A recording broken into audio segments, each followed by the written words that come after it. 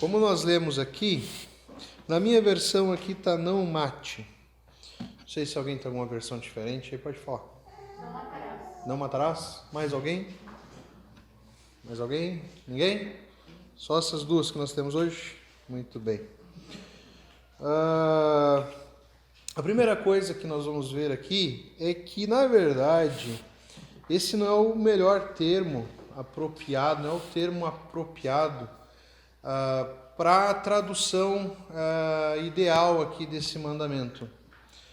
Então, o que Deus está querendo dizer aqui não é a respeito da morte em si, mas Ele está falando aqui a respeito, né, do homicídio, a respeito do assassinato. É isso aqui que o mandamento está dizendo. Então, seria até mais apropriado, em vez de não mate, não matarás, né, não cometa homicídio, talvez. Talvez seja uma palavra um pouco melhor. Não que a Bíblia esteja permitindo a morte, mas essa questão da morte ela é muito ampla, ela é muito complexa. Então nós vamos ver aqui, por exemplo, que como a gente já tem visto, várias penas, desde antigamente, desde o tempo aqui de Moisés, do povo, várias penas tinha a pena de morte, por exemplo. Então, o cara, dependendo do crime que ele cometia, ele tinha uma pena de morte, ou seja, isso era comum, fazia parte do contexto. O que era muito utilizado aqui na época de Moisés era aquela lei de Talião, né? Olho por olho, dente por dente. Geralmente a pena pelo crime era equivalente ao crime. Então, se o cara tivesse tirado a vida de alguém, ele iria perder a sua própria vida. Eu não vou entrar nesse tema, não vou discutir aqui com vocês a respeito de pena de morte. Os tempos aqui são outros e também não é um assunto para agora, entendeu? Não vai fazer muita diferença na sua vida, entendeu? Nós ficarmos discutindo aqui sobre pena de morte. Interessante que, por exemplo, a lei de Moisés, a lei civil, lá no tempo de Moisés, do povo de Israel, ela protegia a morte que não era dolosa, a morte que era acidental. Existiam cidades-refúgios. Se uma pessoa no seu serviço, entendeu, tivesse pregando alguma coisa, trabalhando com alguma pedra no alto, e sem querer, por causa de um acidente de trabalho, aquela pedra caísse e matasse alguém, existiam cidades-refúgios onde essa pessoa poderia ir e ficar um tempo para não ser acometida de uma vingança por parte da família.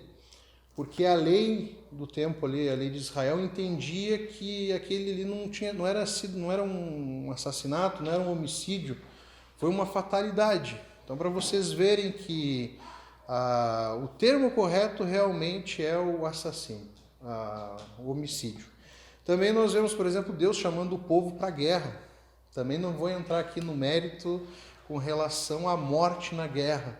Mas Deus chama o seu próprio povo para ir para a guerra. E não sei se você sabe, na guerra, a morte se mata na guerra. Então esse tema é bem complexo. Se a gente fosse falar a respeito de... Há tanto argumentos bíblicos para defender uma pena de morte, por exemplo, e você matar num contexto de guerra, como também há aqueles outros argumentos contrários. Então, não vai ser o nosso foco aqui. O nosso foco aqui é o que o termo está querendo dizer aqui, que nós não devemos matar alguém de forma inconsequente, de forma dolosa. O interessante aqui, se você for olhar um pouquinho, ali no 22, era condenada até a morte quando era fruto de uma imprudência de alguém. Parecido com o que nós temos hoje, Por exemplo, se você dirigir embriagado e matar alguém, isso é um homicídio. Naquela época não tinha carro, mas existiam bois. Tudo a ver, né? Tudo a ver. Então, por exemplo, ali no capítulo 21, no verso 28, tem um exemplo, por exemplo, muito comum na época lá de Israel. Se um boi matar a chifradas um homem ou uma mulher, o boi será apedrejado. Mas não, nem o boi escapava. E não será permitido comer sua carne. Nesse caso, porém, o dono do boi não será responsabilizado. Mas, se o boi costumava chifrar pessoas e o dono havia sido informado, porém não manteve o animal sob controle, se o boi matar alguém, será apedrejado. E o dono também será executado. Entenderam? Um boi dava trabalho naquela época, gente. Então, para vocês verem aqui a essência do mandamento, né? Na verdade, tudo se trata aqui de valorizar a vida. A vida aqui, ela precisa ser valorizada. Infelizmente, nós vivemos num mundo onde a vida não é valorizada. Ela não há valor sobre a vida. Nós vivemos num mundo tão corrupto, tão cruel, que a morte, o homicídio não nos afeta mais. Virou algo comum. Hoje, se você ouvir que alguém foi morto, alguém perdeu a vida, você segue a sua vida. Você nem se assusta mais. Pois é. Comum. A não ser que essa pessoa seja muito próxima a você. Aí você acaba sentindo a dor. Mas éramos para nós sentirmos a dor do próximo e as perdas. Então nós vivemos aí num mundo aí onde nós, infelizmente, temos convivido diariamente com a morte. Não só a morte por conta da enfermidade, do vírus, mas ela continua aí, as pessoas continuam morrendo de todas as coisas. Continuam perdendo as suas vidas e isso não nos afeta, parece que é uma coisa normal, uma coisa corriqueira, faz parte da vida. Então, às vezes, até as mortes que são cruéis, são assustadoras também. A gente até acha uma situação parecida para comparar. Não, mas isso aí já aconteceu. Não, mas aí na conversa parece que um está querendo mostrar que a morte que conhece foi pior que a outra. Não, mas você não sabe o que aconteceu. O cara pegou a mulher, fez isso. Não, mas você não está entendendo. Teve uma pior lá. Há uma concorrência. Os números assustam. Eu peguei aqui alguns dados para você ter uma ideia. O Brasil, em 2017, alcançou uma marca histórica de 63.880 homicídios. É muita gente. Isso aqui é uma marca anual de 2017. Ela reduziu um pouco, mas ainda é assustadora. Está aí perto dos 50 mil de mortes. Outra forma de você matar alguém, que eu sempre gosto de defender isso, qualquer dia a gente vai trabalhar só sobre isso, é o aborto. Os números do aborto são assustadores. Olha só esse dado aqui de 2015. 1 a cada 5 mulheres de 40 anos já abortaram. Ou seja, 4,7 milhões de mulheres já abortaram no Brasil. É muito. Esse número aqui é assustador. Só em 2015, há um cálculo aqui estimado de que 500 mil mulheres abortaram. Então, e esse número aqui pode ser um número pequeno, porque como o aborto no Brasil não é legalizado, espero que fique por um bom tempo, mas então esse número pode ser muito maior. Muito maior. Eu já fiz algumas pesquisas em termos de aborto. Posso até qualquer hora compartilhar um vídeo muito bom que fala a respeito disso. É assim, é assustador o número de abortos que ocorrem no mundo. Nós estamos falando aqui só do Brasil. Mas o número assim, é insano.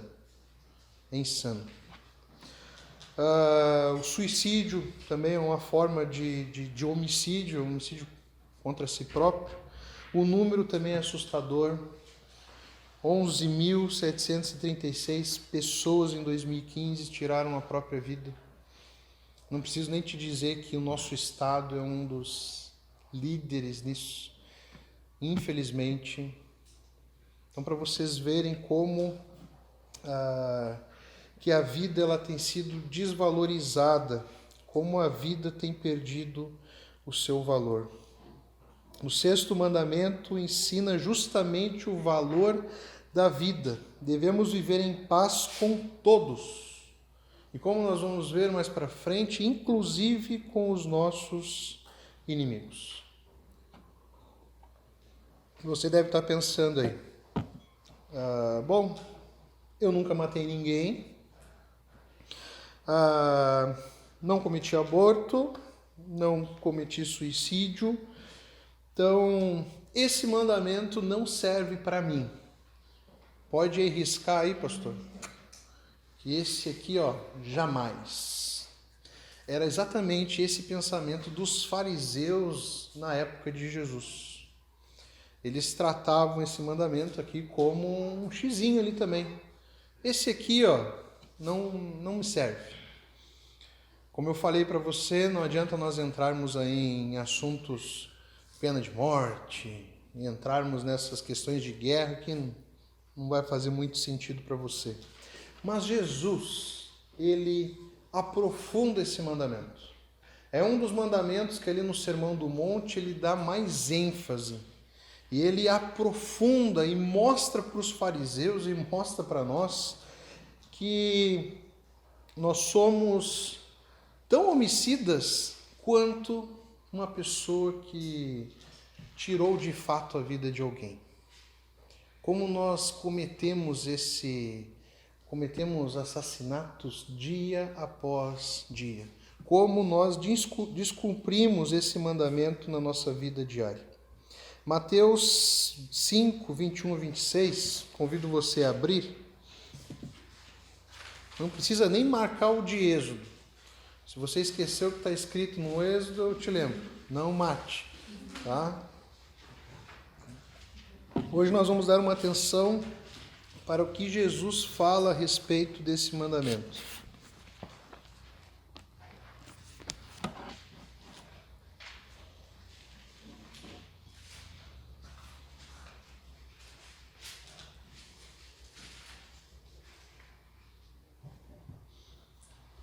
Mateus 5, a partir do verso 21. Diz assim: Vocês ouviram o que foi dito a seus antepassados: não mate. Se cometer homicídio, estará sujeito a julgamento. Eu, porém, lhes digo que basta irar-se contra alguém para estar sujeito a julgamento. Quem xingar alguém de estúpido corre o risco de ser levado ao tribunal. Quem chamar alguém de louco corre o risco de ir para o inferno de fogo. Portanto, se você estiver apresentando uma oferta no altar do templo e se lembrar de que alguém tem algo contra você, deixe sua oferta ali no altar. Vá, reconcilie-se com a pessoa e então volte e apresente sua oferta.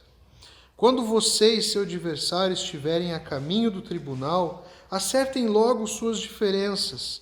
Do contrário, pode ser que o acusador o entregue ao juiz e o juiz a um oficial, e você seja lançado na prisão.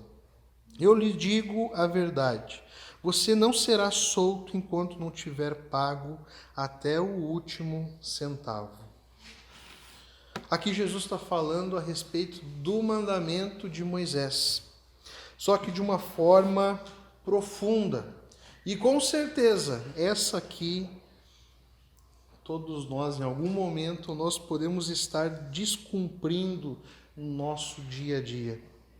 Aqui fala a respeito da ira.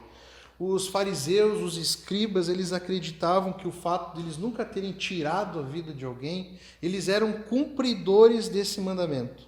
Eles aplicavam esse mandamento da mesma forma que Moisés aplicava lá para o povo.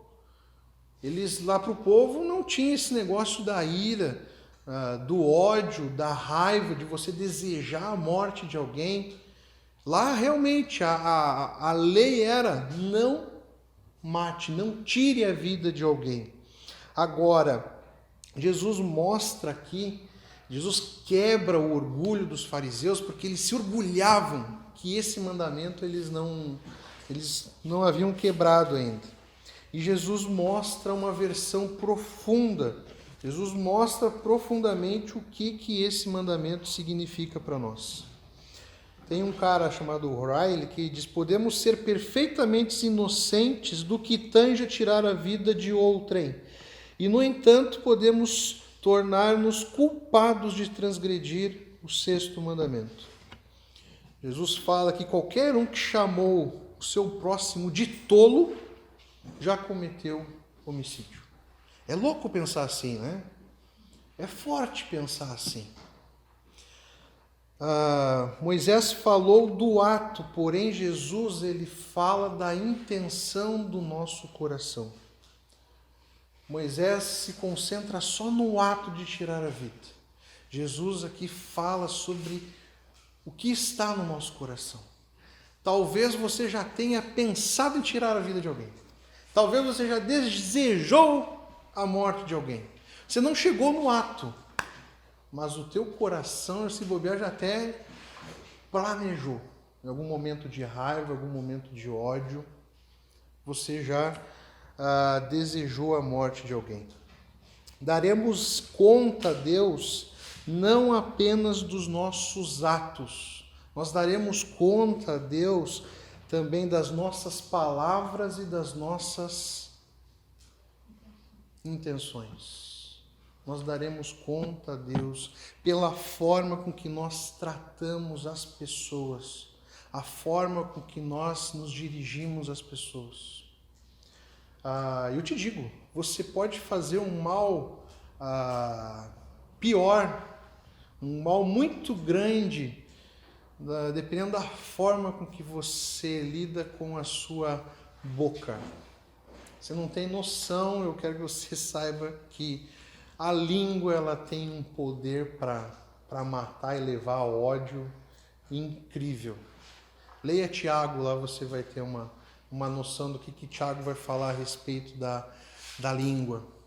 Eu não sei você, eu me sinto muito mal, eu fico muito mal quando em algum momento eu falo de uma maneira errada com alguém. Se eu levanto a voz, se eu distrato alguém. Às vezes eu tenho que me controlar, eu tenho que me policiar quando eu vou falar com um atendente de telefone, entendeu? Então, às vezes a atendente ali, ela não tem mal nenhum, não tem... é o trabalho dela, é o ganha-pão dela. Então, por mais que eu tenha no meu telefone aqui, se eu for olhar ali, só hoje, domingo, umas 10 ligações de números dessas operadoras ou de gente, de alguma empresa querendo vender, tem por trás da linha, por trás da linha telefônica, tem uma pessoa ali de carne e osso. Tem um homem, tem uma mulher que está ali trabalhando em busca do seu sustento. Nós temos que nos controlar também em qualquer ambiente onde nós temos que lidar com pessoas. Às vezes a pessoa não está num bom dia, às vezes você não está num bom dia. E nós somos cristãos. É nosso dever, é nossa responsabilidade levar a luz para as pessoas, levar Jesus para as pessoas. Por isso que nós temos que viver de acordo com o que Jesus viveu. Às vezes nós citamos, nós falamos, nós não nos damos conta do quão profundo Jesus é e o quão desafiador. Então nós vivemos num mundo onde a vingança, onde o responder, o não levar desaforo para casa é pregado. Às vezes essa cultura do mundo, essa mentalidade do mundo entra na nossa vida e acaba fazendo parte do nosso pensamento, do nosso coração. Não, eu não vou deixar essa barato. Nós de jeito nenhum, mas vai ouvir. Nós não podemos perder uma discussão, nós não podemos perder um debate. Nós sempre precisamos sair por cima. Sempre, sempre. Essa questão da vingança, para mim, nessa cultura do mundo caído, é muito forte. Não tem uma novela, não tem um filme, por mais que eu gosto de filme que tem vingança, tá? Já vou explicar. Sabe aqueles filmes do Van Damme que acabam com a vida do cara, né? Ele começa a se reerguer, né, e tal. Mas olha só, eu estou babando por esse tipo de filme. Mas é muito comum, infelizmente, às vezes a gente está ali, querendo ver a vingança, querendo ver o cara liquidar todo mundo, sair por cima. Isso é muito comum, nunca soube. Eu desafio você a me mostrar uma novela que não tenha ou o tema principal ou subtemas, o tema vingança. Existiram até séries recentemente que o nome era Revenge, se não me engano. Que se eu não estou por fora aí, eu só não vou saber traduzir exato, mas o tema é vingança. Novela, eu lembro uma novela que fez muito sucesso no Brasil um tempo atrás, até hoje o pessoal lembra, que tinha duas gêmeas. Olha ali, o Usurpador. O tema é vingança. Aí você vai aí, não tem uma novela, eu não preciso nem olhar. E eu tenho um dom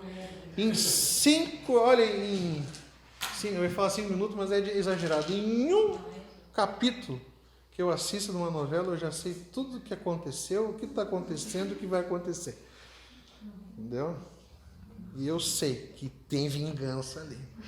Alguém vai dar a volta por cima. Esse mundo ensina que você se calar, você aceitar uma derrota numa discussão, você voltar calado para casa, esse mundo ensina que isso é derrota. Isso faz parte de um derrotado, de um fracassado. Isso é uma pessoa fraca. Só que Jesus nos ensina que se nós levarmos um tapa numa face, nós devemos dar a outra. Para Jesus, isso não é fracasso. Isso é uma virtude, isso é fazer a vontade de Deus, isso é ter um caráter de Jesus. Isso não é fraqueza, isso é levar amor ao invés de ódio. Por que Jesus está dizendo isso? Porque se você não fizer isso, você vai viver uma vida inteira de guerra. E só vai aumentar. E vai vir a morte, e vai vir, e se vai. O homem que é escravo de sua ira e se dirige ao próximo com palavras de desprezo, destruindo seu bom nome, pode nunca ter assassinado alguém, mas em seu coração é um assassino. Barclay fala isso. Jesus nos ensina e nos mostra o verdadeiro caminho, a forma com que nós devemos proceder, a forma com que nós devemos agir com relação a esse mandamento. E Jesus dá 2 exemplos aqui, um exemplo religioso e dá um exemplo, podemos dizer, comercial a respeito aqui de um júri. Portanto, se você estiver apresentando uma oferta no altar do templo e se lembrar de que alguém tem algo contra você, deixe sua oferta ali no altar. Vá, reconcilie-se com a pessoa, então volte e apresente a sua oferta. Jesus aqui está mostrando a importância de nós levarmos paz, de nós sermos reconciliadores nesse mundo. Ele mostra aqui que o quanto Deus leva a sério isso. Ele está falando aqui no contexto de que se tu está levando naquela época uma oferta, um sacrifício, uma adoração a Deus, se você tivesse algo mal resolvido com alguém, se você estivesse brigado com alguém, se você estivesse de mal com alguém, antes de apresentar a oferta a Deus, o que a pessoa tinha que fazer? Deixar a ofertinha ali, ir lá, resolver os seus problemas, a situação, e depois vir prestar adoração e prestar a sua oferta. A oferta agradável a Deus precisa vir de alguém que tenha o coração livre de ofensa e mágoa. Primeiro vá buscar reconciliação. Depois venha entregar o seu louvor e a sua oferta. Primeiro Deus aceita a vida do adorador. Depois Deus aceita a oferta.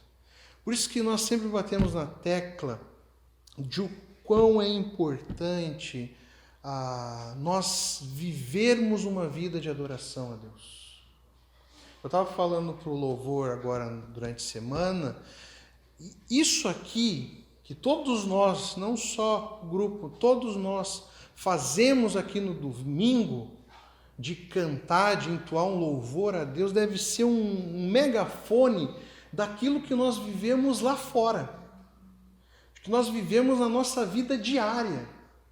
Não adianta nós falarmos de amor se nós lá não levamos amor às pessoas. Se lá nós não buscamos reconciliação, se nós não oferecemos perdão, se nós não buscamos perdão, de nada adianta. Segundo Spurgeon, a regra aqui é primeiro as pazes com o homem e depois a aceitação de Deus. O importante para Deus é a nossa vida, é o nosso viver. Direto eu falo, aqui todo mundo é crente. Até o capeta aqui dentro é crente. Nosso desafio é lá fora. Tem que fazer diferença no nosso dia a dia. Nós temos que viver o evangelho lá fora. Em qualquer lugar, nós temos que viver o evangelho. Como eu falei, eu sempre falo, durante grande parte da minha vida, os acampamentos sempre se fizeram presentes. Então, tem uma parte dos acampamentos, que a Angélica vai saber bem o que eu vou dizer, que é o check-in. O check-in. O check-in é o bicho-papão de todo equipante. É a hora que os acampantes chegam. E eles chegam tudo na mesma hora. Então, são 300, 350 pessoas, dependendo do ano, 400 pessoas. A gente vai recebendo as pessoas ali. De madrugada. Então, a madrugada toda a gente está ali. Aí falta colchão. Mas tem uma coisa que me dava uma raiva. E eu ficava assim, isso aqui não tem sentido nenhum. Chegava, grande parte eram as meninas. Chegava as meninas de uma igreja, sei lá, e falava assim, vinha sempre em dupla, né? Duas meninas ali abraçadas. Esse aqui.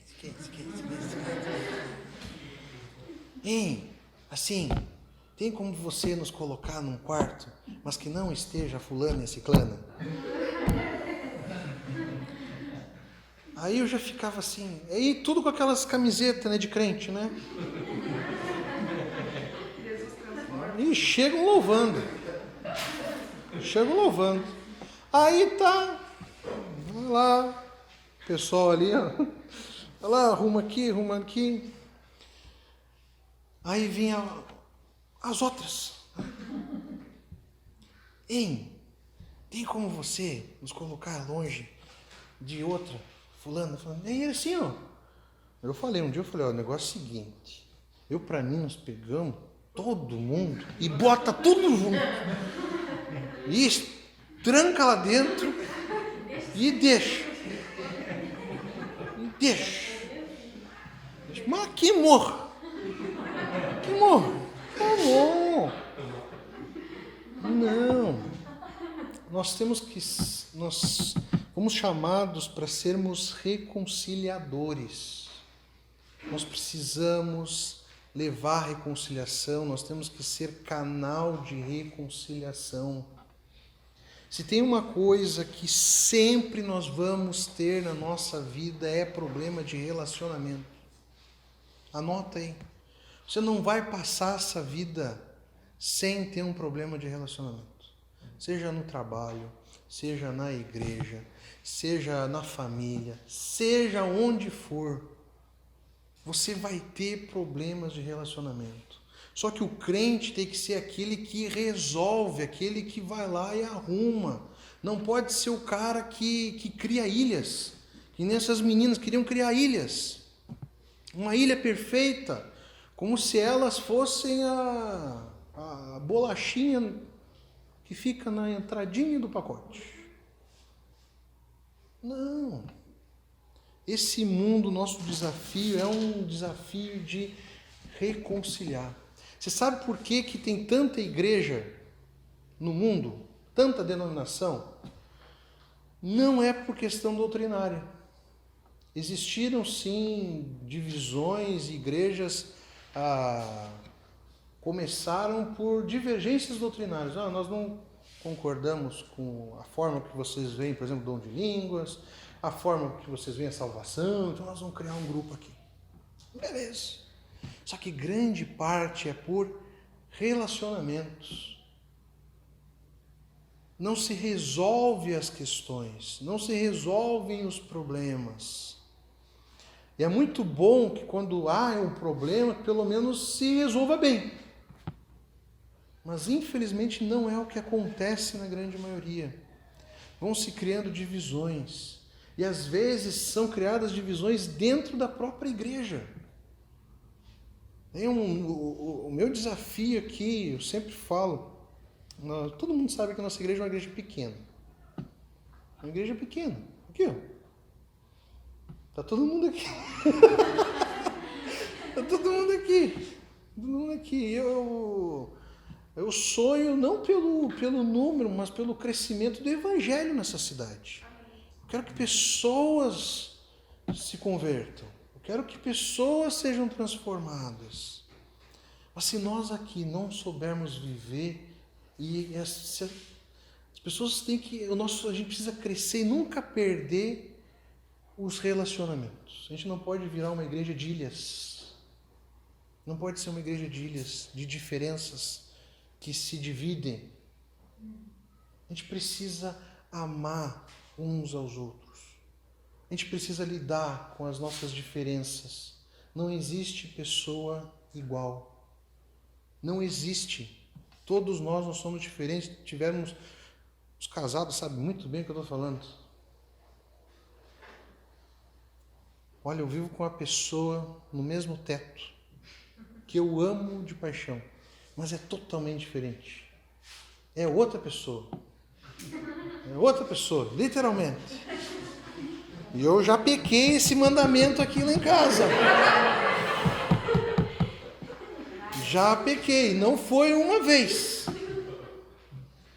Foi várias. Eu estava contando essa semana no discipulado. Nunca vou me esquecer da primeira briga, assim, divergência que eu tive em casa, assim, com a Pai. A gente morava ali na Duque, num apartamento pequeno. Era bem próximo.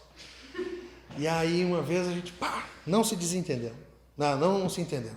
Foi feio, tá? Fala aqui, desenterra os defuntos, né?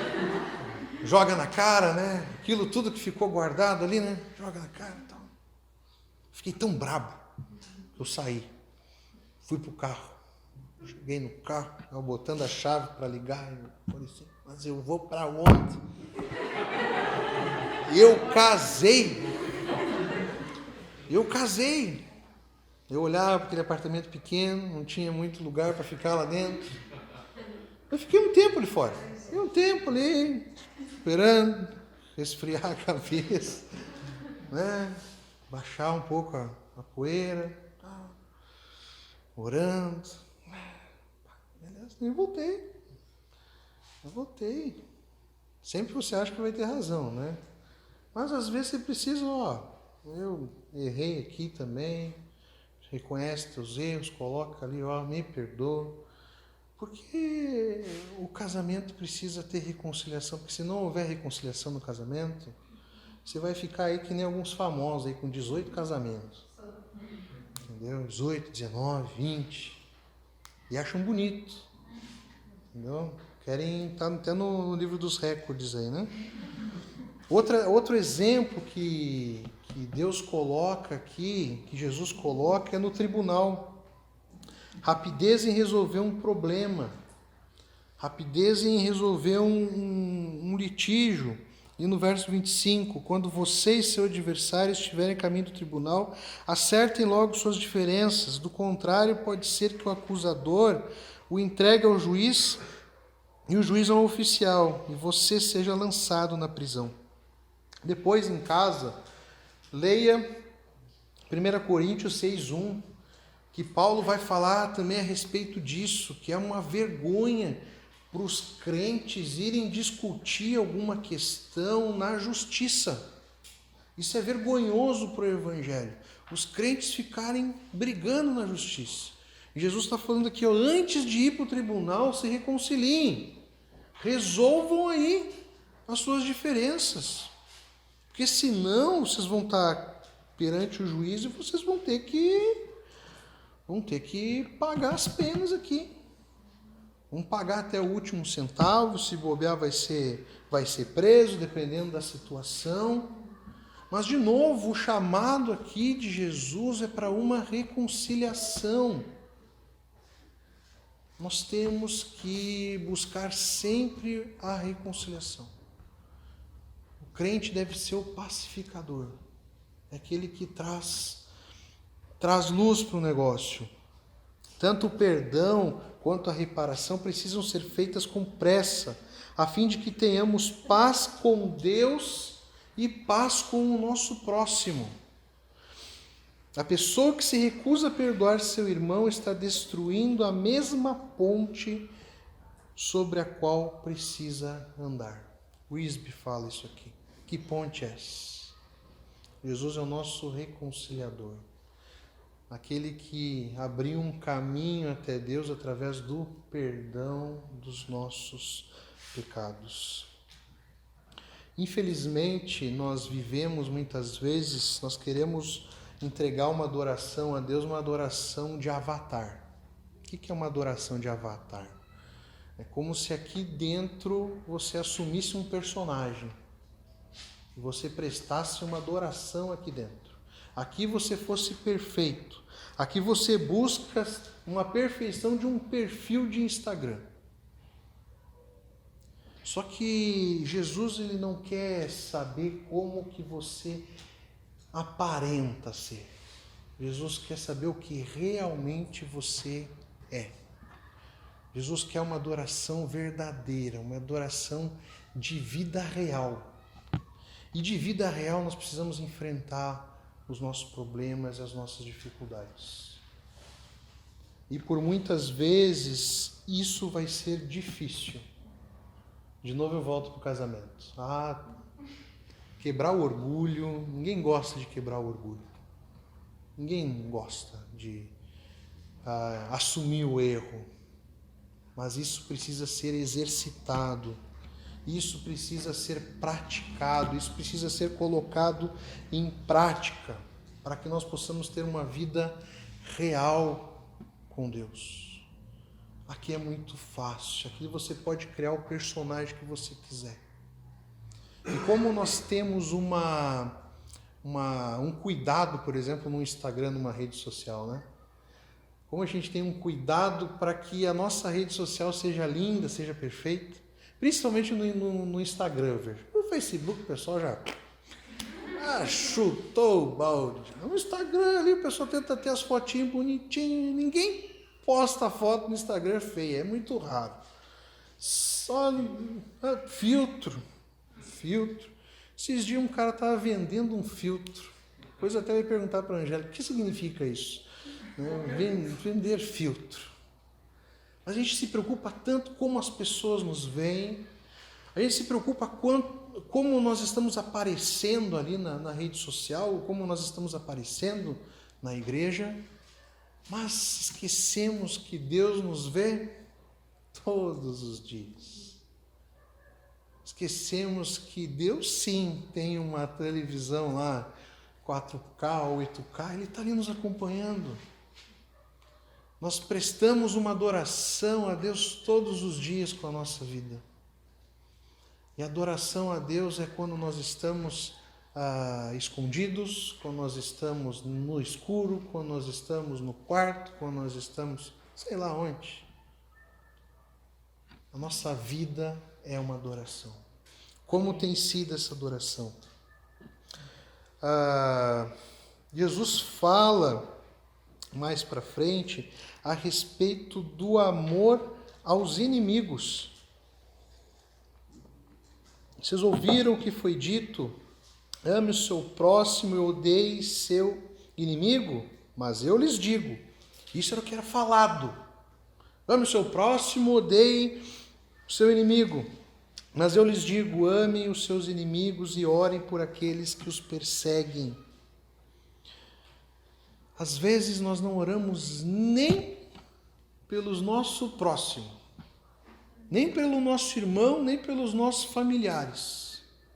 Eu quero que você reflita, qual foi a última vez, ou se existiu alguma vez, que você orou por um inimigo. Alguém que não gosta de você, ou que você não gosta. E olha que o chamado de Jesus não é para você suportar essa pessoa, é para você amar essa pessoa. Eu acredito que esse chamado de amar os inimigos é para que você não tenha inimigos. A partir do momento que você for amar alguém, essa pessoa não vai ser inimigo para você. Talvez ela ainda continue não gostando de você. Eu fico lembrando das nossas últimas eleições presidenciais. Eu lembro que eu cheguei até a fazer uma mensagem a respeito disso. E eu falei na época da eleição que amar ao inimigo naquela época era você orar por um inimigo, era você orar por aquele que você não gostava na eleição. Você que era mais esquerdista, orar pelo Bolsonaro. Você que é mais da direita, orar pelo Lula. Só que ao invés disso, o que aconteceu na eleição? As igrejas começaram a se pegar. Guerra, mutilação, vergonha. Eu estava envergonhado naquelas eleições do meio cristão. Estava envergonhado, porque virou uma chacina. Todo mundo matando. As igrejas totalmente divididas, em guerra. E aí? Isso é orar pelo inimigo. Agora imagina na época da Segunda Guerra Mundial.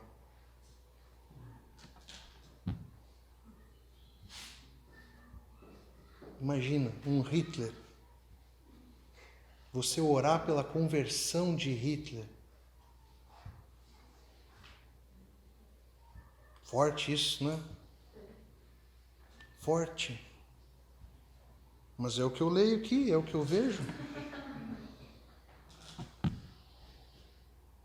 Mas infelizmente nós não fazemos isso muitas vezes aqui no nosso meio. Exercite isso, ore menos por você e ore mais pelos outros. Ore pelo seu próximo, ore pelo seu vizinho, ore pela sua família.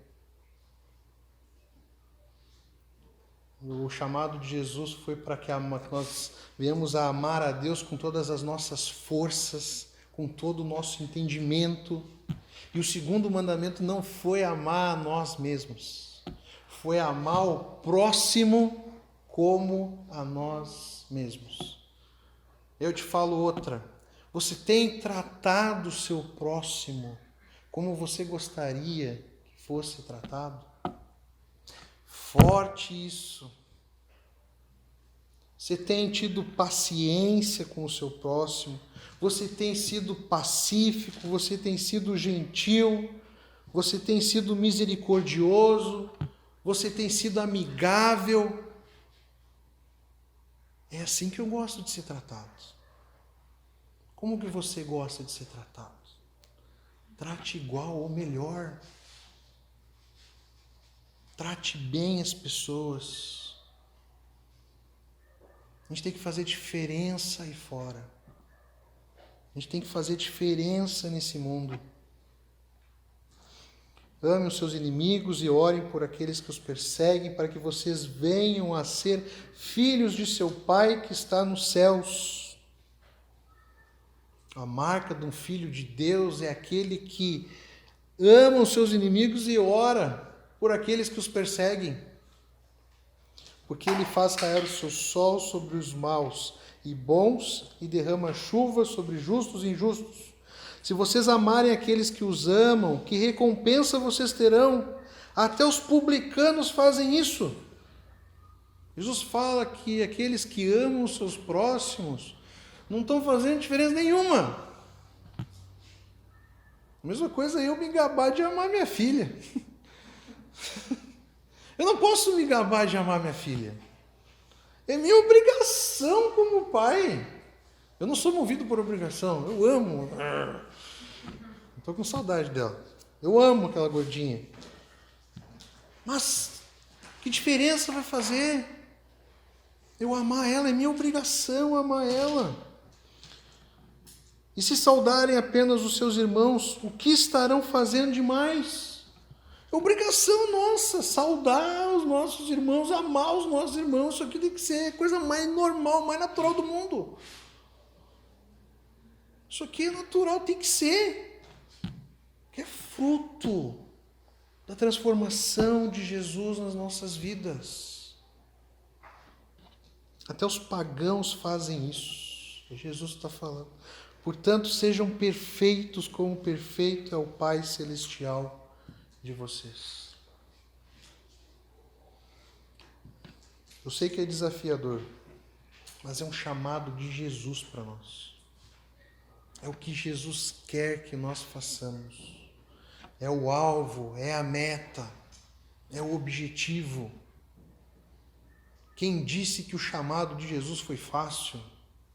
Quem disse que o chamado de Jesus para nós como cristãos é fácil? O mundo está ficando mal acostumado aí, muitas vezes com teologias e pregações muito água com açúcar. Muito aguinha com açúcar. Mas o chamado de Jesus para nós é forte. Quem quiser seguir Jesus, negue a si mesmo, pegue a sua cruz e siga. Negar as suas paixões, negar a sua vontade, negar os seus prazeres, pegar a sua cruz, instrumento de morte. Isso que era cruz, isso que é cruz. Não é um artefato bonito. Foi onde Jesus foi morto. A cruz para nós, graças ao sacrifício de Jesus, ela foi transformada. Nós olhamos para a cruz e vemos vida. Mas antigamente as pessoas olhavam para a cruz e viam morte. E ela para nós, como cristão, ela também significa morte. Porque nós precisamos morrer para poder viver. Para nascer de novo, nós precisamos morrer, gente. Para nós terminarmos, já estamos finalizando aqui.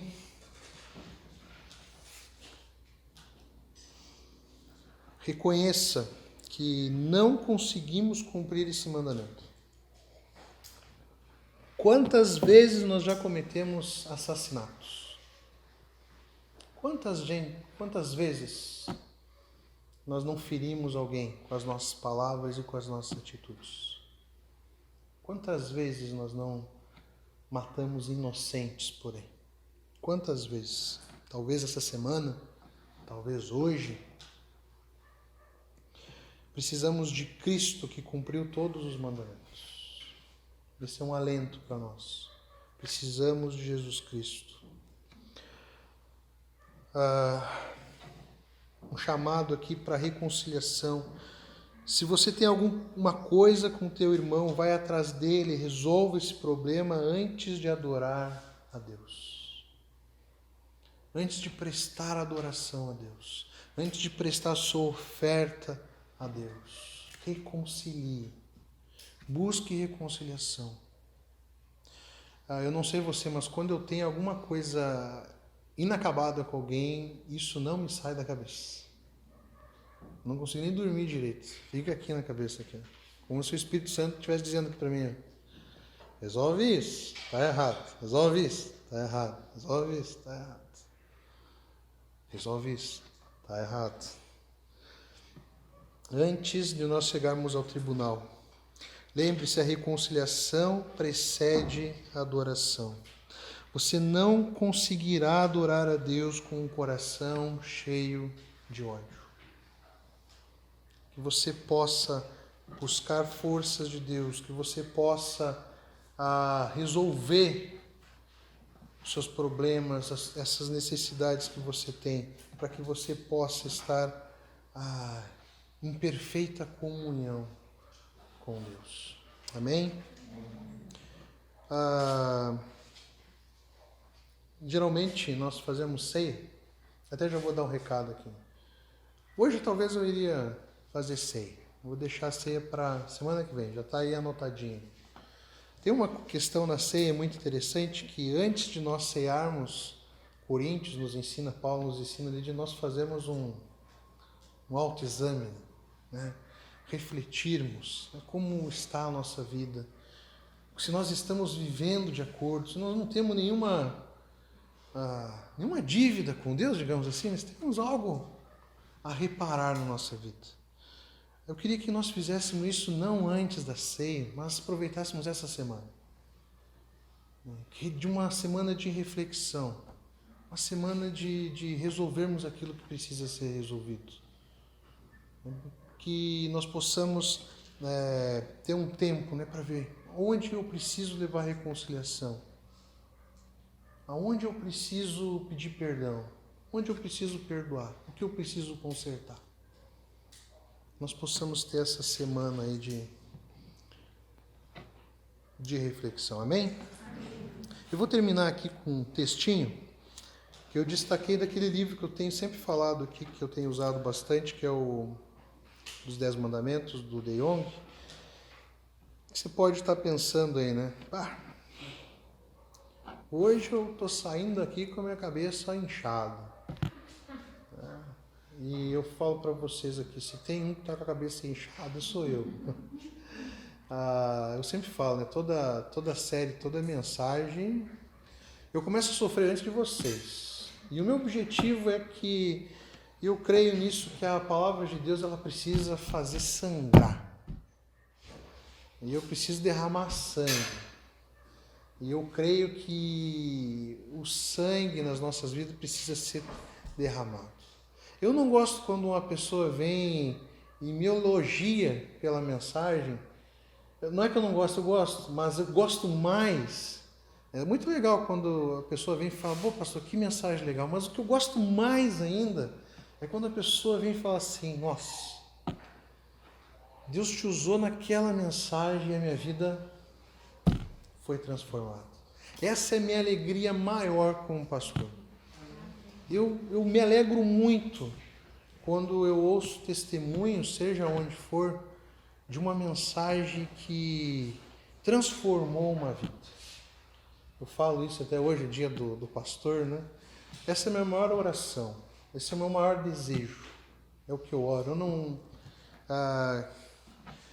Eu tenho ciência da minha limitação e da minha capacidade. Dificilmente eu vá na minha vida fazer sermões e pregações lindas, entendeu? Dificilmente. Mas eu sei do poder transformador da palavra de Deus. E eu sei que ela, por si própria, tem poder para transformar e bagunçar a nossa vida. Então, que nós possamos crer nisso. O De Jong fala assim, então, o que fazer então? Todos nós, em algum momento, já enchemos esse cálice de ira em nossa vida. Se não for de forma visível, certamente em nosso coração. Estávamos fumegando, maquinando, cheios de cólera, bebendo o nosso cálice de ira que borbulha e explode. Olhamos para o jardim do Getsêmani e encontramos Jesus com outro cálice. Ele, ao enfrentar a morte na cruz, orou: meu Pai, se for possível, afasta de mim esse cálice. Todavia, não seja como eu quero, mas como tu queres. Mateus 26:39. Que cálice era esse? Não era o da nossa ira, mas o da ira de Deus contra pecadores como nós. Ira justa e perfeita, dirigida a pessoas como nós, que tantas vezes manifestaram uma ira ímpia e profana. Mas Jesus disse: se não há outro caminho, Pai, eu o aceitarei. Nós merecemos esse cálice, mas ele tomou sobre si mesmo.